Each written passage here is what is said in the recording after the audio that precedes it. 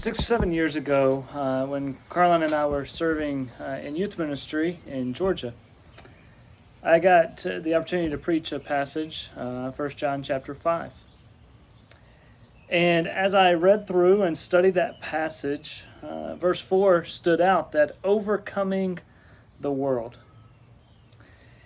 And to end the service, I encouraged the congregation to sing aloud a Negro spiritual that said, "We shall overcome, we shall overcome, we shall overcome someday."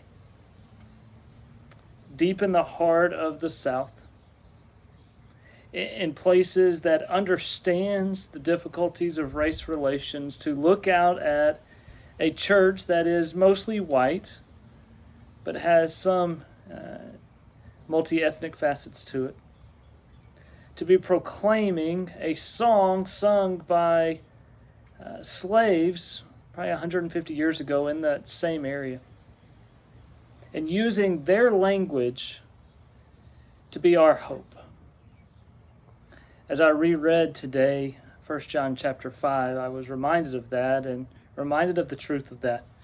Verse 4 says, "For everyone who has been born of God overcomes the world, and this is the victory that has overcome the world, our faith."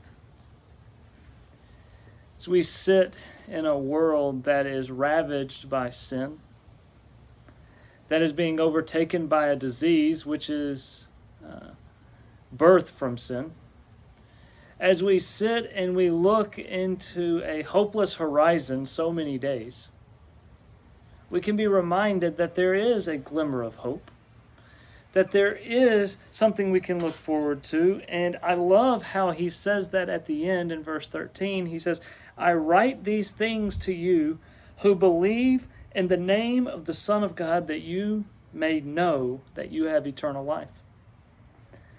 That our hope is not wrapped up in whether a vaccine or antibody treatment or whether life can return to normal, because our hope is in something greater, is in someone higher and better. And so, as believers, we can sing, "We shall overcome, we shall overcome, we shall overcome someday." I hope that you believe that.